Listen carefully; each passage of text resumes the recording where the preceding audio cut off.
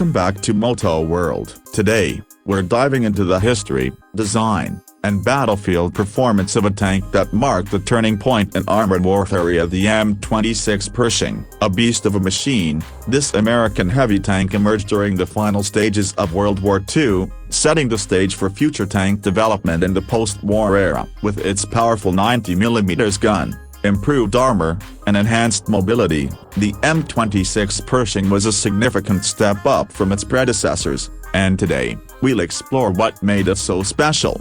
The story of the M26 Pershing begins with the realization that American tanks were struggling against the heavily armored German Panthers and Tigers. The mainstay of the U.S. Army, the M4 Sherman, was reliable and mass-produced in huge numbers, but it lacked the firepower and protection needed to take on the best German tanks head-on. As a result, American tank crews often found themselves at a disadvantage, relying on flanking maneuvers, numbers, and combined arms tactics to win battles.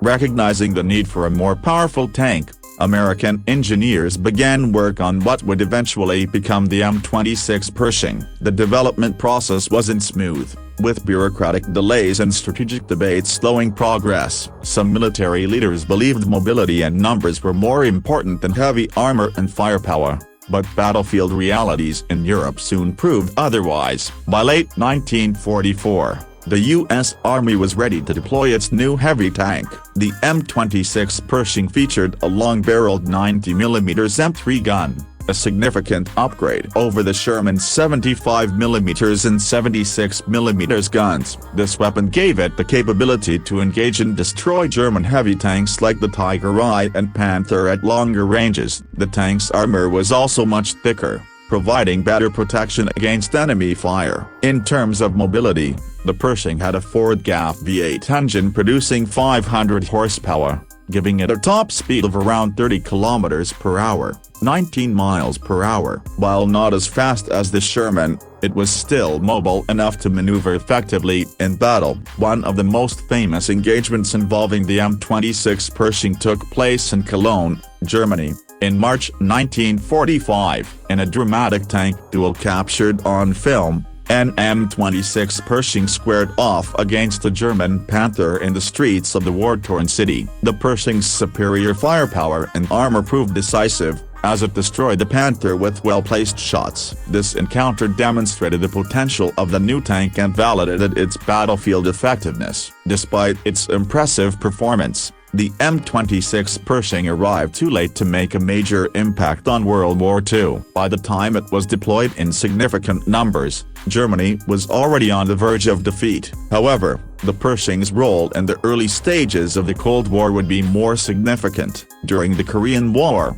the M26 Pershing saw extensive combat against North Korean T-34-85 tanks supplied by the Soviet Union. The Pershing's superior firepower and armor allowed it to dominate these engagements, although its mechanical reliability in the harsh Korean terrain was sometimes an issue. Still, it performed well and proved to be a valuable asset for U.S. forces. While the M26 Pershing was a formidable tank, it had its drawbacks. It was heavier than the Sherman, which made transportation and maintenance more challenging. Its engine, though powerful, struggled at times due to the tank's weight. These limitations led to the Pershing being replaced by the M46 Patton, an improved version that retained the Pershing's firepower while addressing some of its mobility issues.